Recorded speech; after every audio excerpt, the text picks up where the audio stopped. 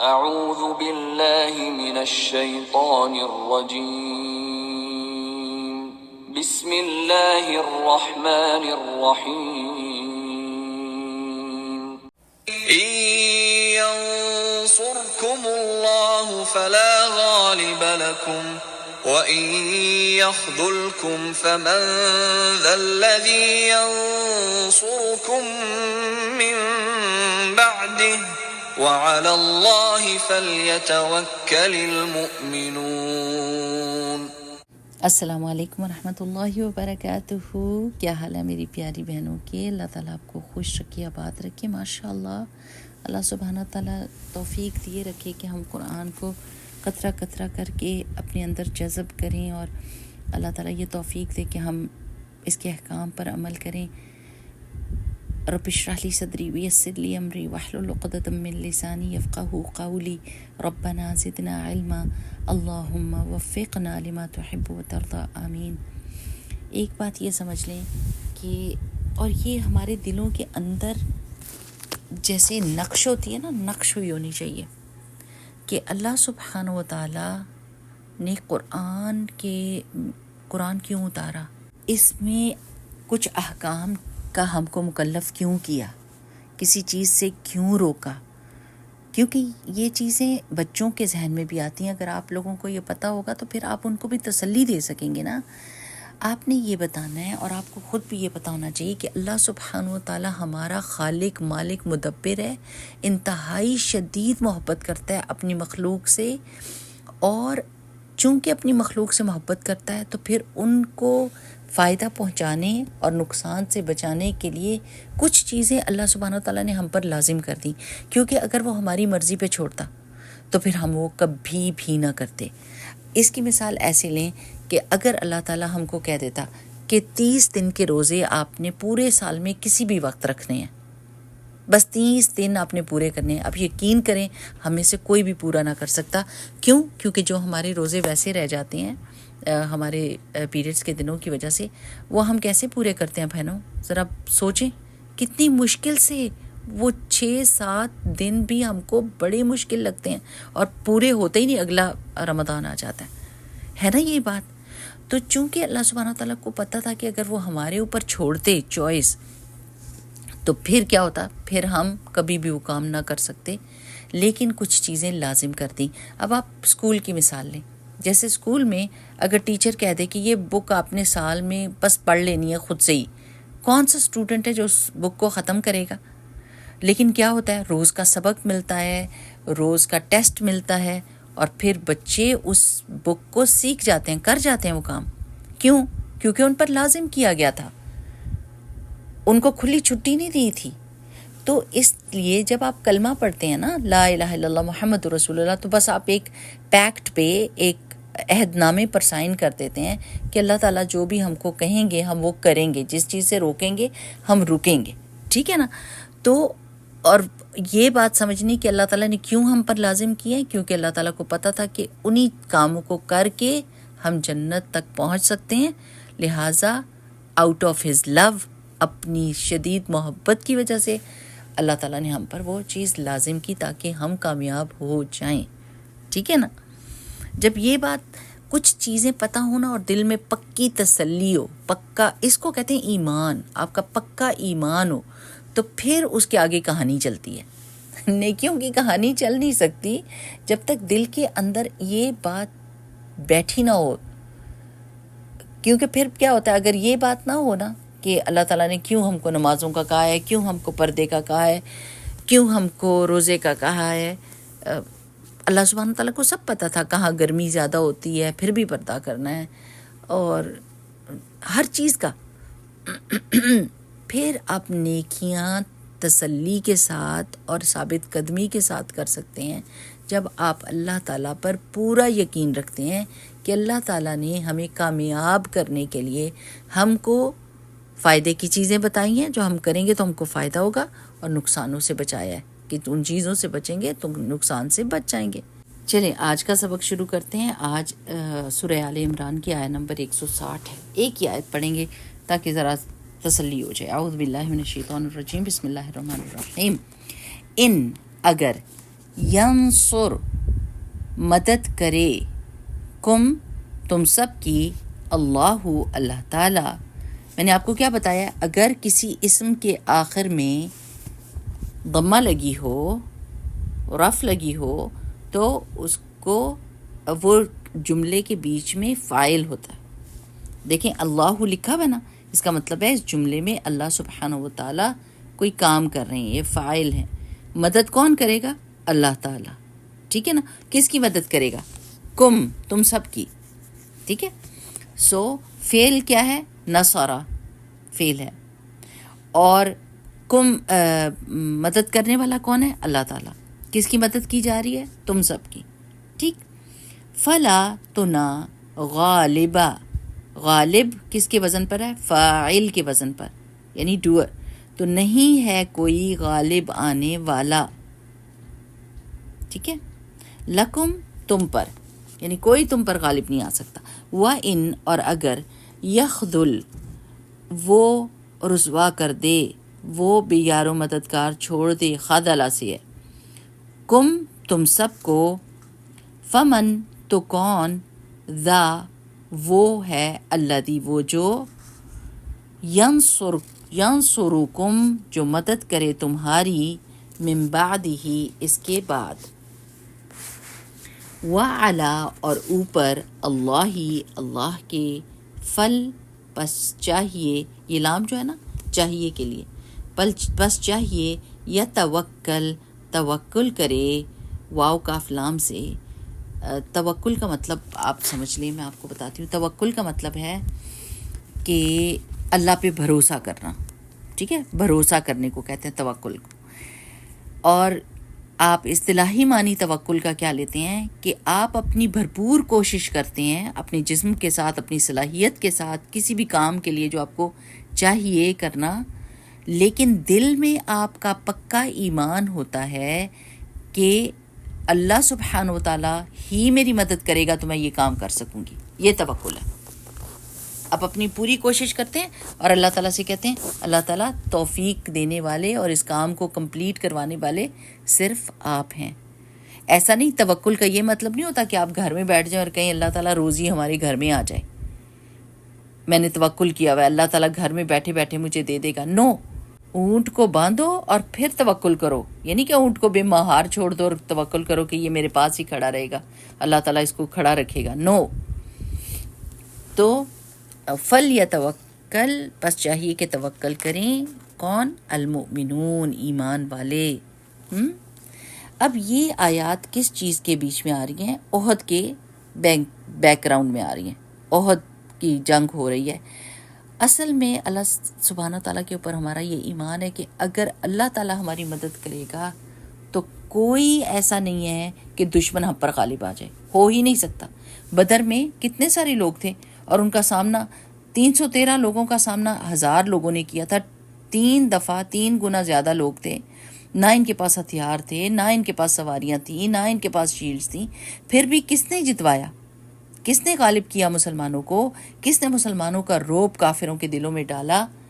اتنے تھوڑے لوگوں کے، اور اتنی یعنی ایسی کوئی مضبوطی بھی نہیں تھی ان کی، نئے نئے وہ مدینہ میں آئے ہوئے تھے، معاشی حالات، جسمانی حالات، ہر طرح کے حالات، ان کو تو وہ آب و ہوا ہی نہیں سوٹ کر رہی تھی، لیکن اس کے باوجود کس نے بدر کی جنگ کو جتوایا مسلمانوں کے حق میں کیا؟ اللہ سبحانہ و تعالیٰ نے۔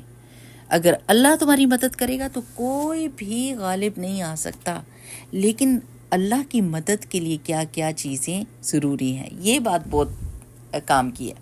یہ جو پیچھے اللہ تعالیٰ نے بتایا تھا نا جنگ احد کی اس میں واقعے میں، کہ اللہ کے رسول صلی اللہ علیہ وسلم کی فرما برداری، اللہ تعالیٰ کے اوپر توکل، اللہ سبحانہ تعالیٰ سے مدد مانگنا، اللہ تعالیٰ کے احکام کی پابندی کرنا، تو جب اللہ تعالیٰ کے احکام کی آپ پابندی کرتے ہیں اور اس کی حفاظت کرتے ہیں تو اللہ تعالیٰ آپ کی حفاظت کرتا ہے، ٹھیک ہے نا۔ تو اور وَإِن يَخْذُلْكُمْ اور اگر اللہ تمہیں رسوا کرے یا اللہ تعالیٰ تمہیں بے یار و مددگار چھوڑے، فَمَنْ ذَا الَّذِي يَنْصُرُكُم مِّن بَعْدِهِ تو کون تمہاری مدد کر سکتا ہے؟ جسٹ امیجن، کون مدد کر سکتا ہے؟ کوئی دنیا کا بادشاہ مدد کر سکتا ہے؟ کوئی بھی نہیں، کوئی بھی نہیں۔ کتنی دولتیں ہوتی ہیں لوگوں کے پاس اور ان کے سامنے ان کا پیارا جو ہے اس دنیا سے جا رہا ہوتا ہے اور وہ اس کے بغیر اپنی زندگی کو امیجن بھی نہیں کر سکتے، لیکن وہ بندہ ان کے ہاتھ سے نکل جاتا ہے. ان کی دولت، ان کی محبت، ان کی کوششیں کام نہیں آتی. تو اصل میں تو اللہ سبحانہ وتعالیٰ کے پاس ساری اتھارٹی ہے نا. یہ ہمارا ایمان بہت سٹرونگ ہونا چاہیے، یہ ایمان بہت سٹرونگ ہونا چاہیے. پھر اس کے بعد پتہ کیا ہوگا، پھر ہم سارے وہ کام کریں گے جس کی وجہ سے اللہ سبحانہ تعالیٰ کی مدد ہمارے لیے ہو جائے پکی. ہم ہر گناہ سے بچیں گے، کیونکہ کچھ گناہ ایسے ہوتے ہیں جو اللہ تعالیٰ کی رحمت سے انسان کو دور کرتے ہیں. کچھ نیکیاں ایسی ہوتی ہیں جو اللہ تعالیٰ کی رحمت کو جوش دلا دیتی ہیں. تو ہم کو وہ چیزیں سیکھنی چاہیے نا کہ کس طریقے سے ہم اللہ سبحانہ تعالیٰ کی رحمت کو جوش میں لا سکتے ہیں، کیسے پکار سکتے ہیں، کون سے نام ہے اللہ تعالیٰ کے. وہ ہے نا آیت آتی ہے کہ قُلِ ادْعُوا اللَّهَ أَوِ ادْعُوا الرَّحْمَٰنَ أَيَّمَّا تَدْعُوا فَلَهُ الْأَسْمَاءُ الْحُسْنَىٰ، کہ اللہ کو اللہ کہہ کے پکارو یا رحمان کہہ کر پکارو، اس کے لیے تو بہت ہی پیارے پیارے نام ہیں. تو جس چیز کی آپ کو ضرورت ہوتی ہے اس چیز کا، اس صفت کے ساتھ اللہ کو پکارا کریں. یا رزاق، جب رزق کی ضرورت ہو نا، یا رحمان، جب رحم کی ضرورت ہو. بہت ساری چیزیں ہیں جو انسان اللہ سبحانہ تعالیٰ سے مانگتا ہے. جیسے ایک یہ دعا ہے نا، اللہم انی اسألک بأن لک الحمد لا الہ الا انت المنان بدیع السماوات والارض یا ذا الجلال والاکرام یا حی یا قیوم. یہ تو اس میں اعظم جیسے ہوتا ہے نا کہ آپ اللہ تعالیٰ کو ان ناموں سے پکارتے ہیں، تو ہو نہیں سکتا کہ اللہ سبحانہ تعالیٰ آپ کی طرف رحمت کے ساتھ نہ پلٹے، اللہ تعالیٰ آپ کی جھولی بھرے نہ. اللہ سبحانہ تعالیٰ کو غیرت آتی ہے، اللہ تعالیٰ بہت غیرت والے ہیں اس بات پر کہ کوئی مجھے پکارے اور میں اس کو نہ دوں. اللہ تعالیٰ ہر پکارنے والے کو وَإِذَا سَأَلَكَ عِبَادِي عَنِّي فَإِنِّي قَرِيبٌ أُجِيبُ دَعْوَةَ الدَّاعِ إِذَا دَعَانِ فَلْيَسْتَجِيبُوا لِي وَلْيُؤْمِنُوا بِي لَعَلَّهُمْ يَرْشُدُونَ. یہ آیت بڑی فٹ بیٹھتی ہے اس آیت کے ساتھ کہ جب میرے بندے ہیں محمد صلی اللہ علیہ وسلم آپ سے سوال کریں میرے بارے میں، تو ان کو بتائیے کہ میں ان کے قریب ہوں، میں ہر پکارنے والے کی پکار کا جواب دیتا ہوں. بس چاہیے کہ وہ میری بات مانیں اور مجھ پر ایمان لائیں تاکہ ان کو رشد ملے. سبحان اللہ. تو یہ بھی اللہ تعالیٰ نے بتا دیا کہ اللہ تعالیٰ کی کس طریقے سے دعائیں سنتے ہیں. بندے کو بھی تو اللہ سبحانہ تعالیٰ کی پکار پہ ہاں کہنا ہوتا ہے نا. جب اللہ تعالیٰ کی پکار یہ ہوتی ہے نا، حی علی الصلاۃ، حی علی الفلاح، آؤ نماز کی طرف آؤ، آؤ کامیابی کی طرف آؤ، سکسیسفل ہو جاؤ، آؤ. تو لوگ کیا کہتے ہیں، نہیں ہم بزنس میں لگے، ہمارا بزنس سکسیسفل ہو جائے. کیسے ہو سکتا ہے بزنس سکسیسفل جب جس کے پاس جو سکسیس کا مالک ہے وہ آپ کو بلا رہا ہے کہ آؤ میں تمہیں سکسیس دوں، اور آپ کہہ رہے ہو نہیں ہم اپنے طور پر اپنی سکسیس کو ڈھونڈیں گے. تو کہاں سے ملے گی سکسیس؟ ہو ہی نہیں نہ سکتا، ہے ہی نہیں کسی اور کے پاس. کسی کے ہاتھ میں یہ طاقت نہیں ہے نفع نقصان کی، یہ صرف اور صرف اللہ سبحانہ تعالیٰ کے ہاتھ میں. اور یہ یاد رکھنا چاہیے کہ دنیا کے کسی بندے کے ساتھ، ہم بڑے بڑے انفلوئنشل بندوں کے ساتھ ہماری دوستیاں ہوں، ہمارے تعلقات ہوں، اور ہم بڑی شان سے کہہ رہے ہوں، لیکن اللہ سبحانہ تعالیٰ جب بندوں کو چھوڑ دیتا ہے تو انسانوں کا جتھا اور انسانوں کا انفلوئنشل انسانوں کا ساتھ بھی فائدہ نہیں دیتا. بالکل بالکل فائدہ نہیں دیتا. کوئی کتنا بھی بڑا آپ کا ساتھی ہو، آپ کو بچانے والا ہو، نہیں کر سکتا. ہم نے کتنی اپنی آنکھوں سے دیکھے ہیں، کتنے بڑے بڑے بادشاہوں کو جوتیاں پڑی ہیں. لٹرلی ہم نے وہ سین دیکھے ہیں کہ اتنے زبردست بادشاہ تھے کہ ان کو کوئی ہاتھ بھی نہیں لگا سکتا تھا، ان کی سیکیورٹی اتنی زبردست تھی، لیکن ان کا حال کیا ہوا؟ تو جب اللہ تعالیٰ کی طرف سے اللہ سبحانہ تعالیٰ ہاتھ اٹھا لیتا ہے ان کے اوپر سے، تو پھر تو کوئی مدد کرنے والا نہیں ہے نا. تو اس میں سمجھنے کی بات احد کے اس میں یہ ہے کہ اللہ تعالیٰ چاہتا تو تمہیں تمہاری شکست کو فتح میں بدل دے. اللہ کے علاوہ اور کوئی یہ کام نہیں کر سکتا. ٹھیک ہے نا؟ جیسے اللہ تعالیٰ نے بدر میں مدد کی تھی، ویسے احد میں بھی تمہاری مدد کرے گا اور تمہیں غالب کرے گا. لیکن شرط کیا ہے؟ ایمان پکا ہونا اور فرما برداری ہونا۔ تو میری پیاری بہنوں، سمجھنے کی اصل میں بات یہ ہے کہ کامیابی اور ناکامی اللہ سبحانہ و تعالیٰ کے ہاتھ میں ہے، لیکن انسان اپنی چوائسز سے یہ ثابت کر دیتا ہے کہ وہ اللہ تعالیٰ کی مدد کا حقدار ہے یا اللہ سبحانہ و تعالیٰ اس کو چھوڑ دے۔ ہمیں اپنی زندگی میں یہ ڈھونڈنا چاہیے کہ ہم کتنے ایسے کام کرتے ہیں کہ جو اللہ تعالیٰ کو راضی کرنے والے ہیں، جو اللہ تعالیٰ کی رحمت کو جوش میں لاتے ہیں۔ ہم لوگوں کی مدد کرتے ہیں، ہم لوگوں کی دکھ درد کو محسوس کرتے ہیں۔ اگر ہم اپنے پیسے سے کر سکتے ہیں تو کیا ہم لوگوں کو پیسے سے مدد کرتے ہیں، اچھے مشورے سے مدد کرتے ہیں؟ اگر کچھ بھی نہیں کر سکتے تو کیا ان کے لیے دعا کرتے ہیں؟ کیا ان کو اپنی شر سے محفوظ رکھتے ہیں کہ ہم اللہ تعالیٰ کی رحمت کے حقدار ہو سکیں؟ اور عزت اور ذلت میری پیاری بہنوں اللہ سبحانہ و تعالیٰ کے ہاتھ میں ہے۔ عزت اور ذلت اللہ سبحانہ و تعالیٰ کے ہاتھ میں ہے۔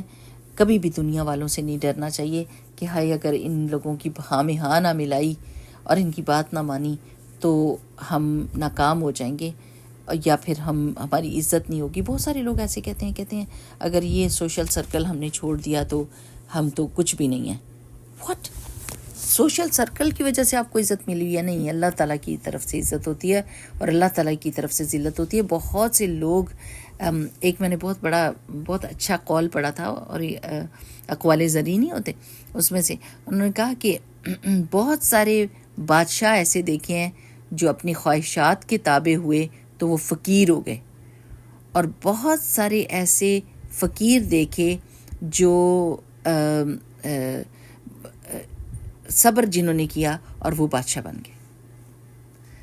تو نیکیوں پر جم جائیے، اللہ تعالیٰ پہ توکل رکھیے، پوری کوشش کریں نیکی کی، نیک صحبت کی، کیونکہ جب آپ نیک صحبت میں بیٹھتے ہیں نا تو آپ کے خیالات بھی نیک ہو جاتے ہیں، اور جب بری صحبت میں انسان بیٹھتا ہے تو اس کے خیالات بھی برے ہو جاتے ہیں، پھر ارادے بھی برے ہوتے ہیں، پھر اعمال بھی برے ہوتے ہیں۔ تو اس لیے نیک صحبت ڈھونڈنے کی کوشش کریں، جائیں ادھر بیٹھیں ان حلقات کے بیچ میں اور کوشش کریں کہ آپ ایبزارب کریں ادھر نیکی، اور پھر آپ دعائیں کریں وہاں پر بیٹھ کے، اور انشاءاللہ باذن اللہ ایسا ہی ہوگا کہ اللہ سبحانہ و تعالیٰ آپ کے لیے نیکیوں کے دروازے کھول دے گا اور اللہ تعالیٰ کی مدد آ جائے گی۔ اور سب سے بڑی بات کیا ہے؟ ہم نے اللہ تعالیٰ پہ توکل کر ہر چیز کے لیے دعائیں بھی کرنی ہیں، کوششیں بھی کرنی ہیں، لیکن ہمارے دل کو پکا یقین ہے کہ مدد صرف اور صرف اللہ سبحانہ و تعالیٰ کی طرف سے آتی ہے۔ ٹھیک؟ چلے، اللہم انی اسألک الہدی والتقی والعفاف والغنی، آمین۔ بارک اللہ فیکم، سبحانک اللہم وبحمدک، نشہد ان لا الہ الا انت، نستغفرک ونتوب الیک۔ السلام علیکم ورحمۃ اللہ وبرکاتہ۔